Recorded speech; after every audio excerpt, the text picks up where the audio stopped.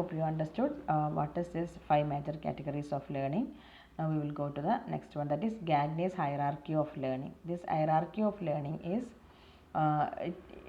the purpose of this hierarchy is that this is something that define what intellectual skills are to be learned and a sequence of instruction to be followed in a classroom, okay, in any educational setting, and it is ordered or sorted in the order of complexity, that is according to complexity. ഏറ്റവും simple ആയിട്ട് നിന്ന് higher ആയിട്ട് difficult ആയിട്ടുള്ളതിലേക്ക് പോകുന്ന ഒരു രീതിയാണ് ഈ ഒരു learning hierarchies. Then this learning hierarchies can be used to identify prerequisites that should be completed to facilitate learning at each level. Then it is how this prerequisites are analyzed, അല്ലെങ്കിൽ നമുക്ക് എങ്ങനെ അത് മനസ്സിലാക്കാൻ പറ്റും. That is identified by doing a task analysis of a learning or training task. ഇങ്ങനെ നമുക്ക് മനസ്സിലാക്കാൻ പറ്റും. പ്രീ റിക്വസൈറ്റ്സ് എന്ന് പറഞ്ഞാൽ ഒരു കാര്യം പഠിക്കണമെങ്കിൽ കുട്ടികൾക്ക് ഓൾറെഡി അറിയേണ്ട കാര്യങ്ങൾ. ഇപ്പോൾ നമ്മൾ വേർഡ്സ് പഠിപ്പിക്കുന്നതിൻ്റെ മുന്നേ എന്തായാലും കുട്ടികൾക്ക് ലെറ്റേഴ്സ് അറിയണ്ടേ, അതേപോലെ ആൽഫബറ്റ്സ് അറിയണ്ടേ, അതുപോലെ അങ്ങനെ നമ്മളൊരു കാര്യം പഠിപ്പിക്കണമെങ്കിൽ we should have some kind of basic knowledge about that topic. അപ്പോൾ അതാണ് പ്രീ റിക്വസൈറ്റ്സ്. ഓക്കെ, അപ്പോൾ learning hierarchies will always help. This hierarchy can help in identifying the prerequisites. ഇപ്പോൾ നമ്മൾ ഒരു കോൺസെപ്റ്റ് ലേണിംഗ് ആണെന്നുണ്ടെങ്കിൽ നടത്തേണ്ടതെന്നുണ്ടെങ്കിൽ അതിൻ്റെ മുന്നേ ഉള്ള ലെവൽസൊക്കെ means different types of things should be well known to this child. Okay, now we have it provide a basis for the sequencing of instruction. That is നമ്മൾ എങ്ങനെ പോവണം. ഇപ്പോൾ ഒരു കാര്യം പഠിപ്പിക്കുന്ന സമയത്ത് ആദ്യം തന്നെ ഏറ്റവും ഡിഫിക്കൽട്ടായ കോൺസെപ്റ്റിലേക്ക് നമ്മൾ പോവാറില്ല.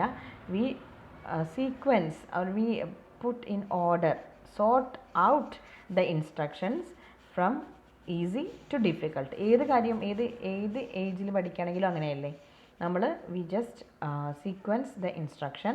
That means that this learning hierarchies can help in doing this. Okay, അപ്പോൾ അതാണ് ഈ ലേണിംഗ് ഹൈറാർക്കി കൊണ്ട് നമ്മൾ ഉദ്ദേശിക്കുന്നത്. So what according to Gagne, what are the different levels or hierarchy of learning?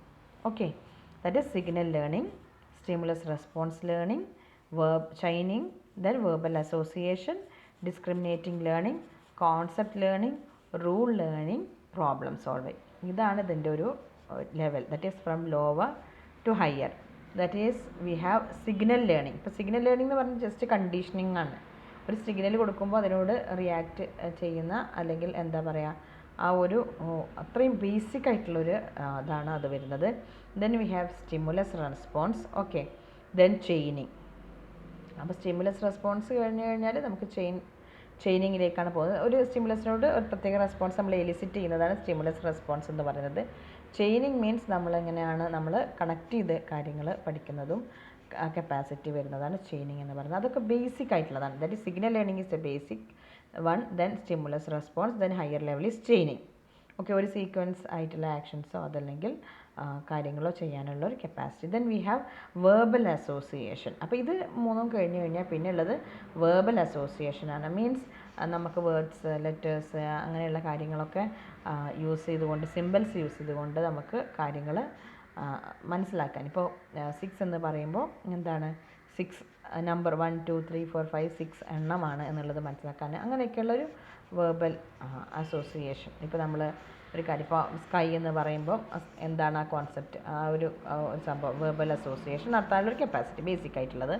Then discriminating learning, ഒന്നിൽ നിന്ന് മറ്റൊന്ന് വേർതിരിച്ച് കൊണ്ട് മനസ്സിലാക്കാനുള്ള ഒരു ഡിസ്ക്രിമിനേറ്റിംഗ് ലേണിംഗ്. ഇതല്ലെങ്കിൽ അത് എന്നുള്ള രീതിയിൽ മനസ്സിലാക്കാൻ, ഇതാണെങ്കിൽ അതല്ല എന്നുള്ളത് മനസ്സിലാക്കാനുള്ള ഒരു capacity. That is discriminating learning. Then we have, അപ്പോൾ ഇത് ഒരു മിഡിൽ ആയിട്ട് വരുന്ന ഒരു ലെവൽസാണ്. So we have basic levels, signal learning, then stimulus. ഏറ്റവും മിനിമം എനർജിയോട് കൂടിയിട്ട് ഏറ്റവും ബേസിക് ആയിട്ടുള്ള ലേണിംഗ് ആണ് സിഗ്നൽ ലേണിംഗ് എന്ന് പറയുന്നത്. Then we have stimulus response, that is the second one, stimulus response learning. Then we have chaining.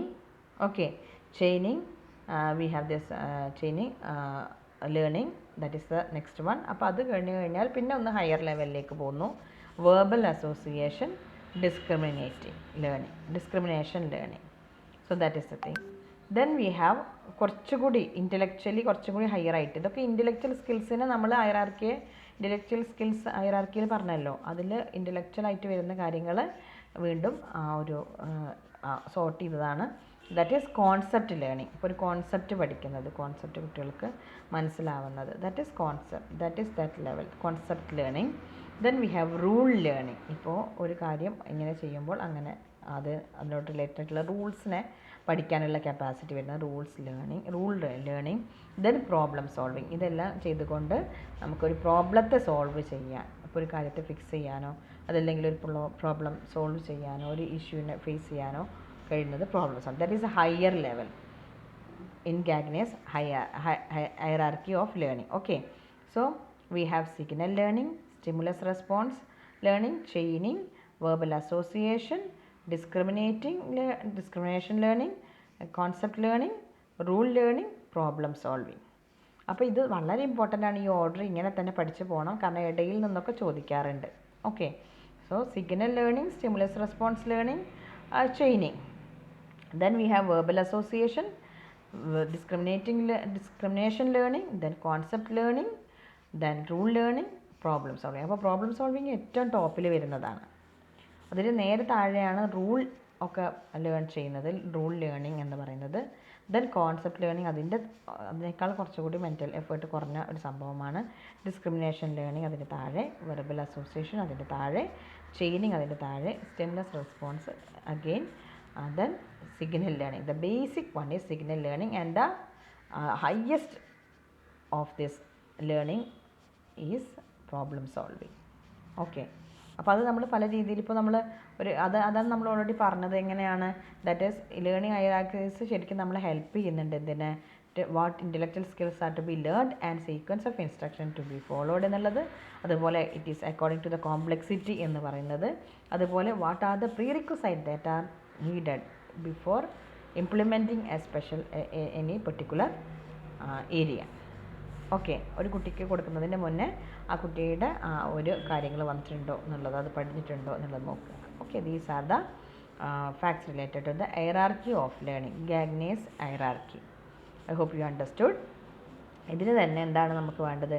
There are internal and external factors that affect this Gagne's hierarchy of learning. That is, different internal and external conditions are necessary for each type of learning. Okay, അപ്പോൾ ഇൻറ്റേർണലായിട്ടും എക്സ്റ്റേണലായിട്ടും കുറേ conditions വേണം. അതിലൂടെയാണ് നമ്മൾ കുട്ടികൾക്ക് അതല്ലെങ്കിൽ ഏതൊരാൾക്കും ഇത് എന്താണ് ഈച്ച് ടൈപ്പ് ഓഫ് ലേണിംഗ് നടത്താനും പറ്റുള്ളൂ. Okay, these are the facts related to hierarchy of learning, Gagne's hierarchy. Okay.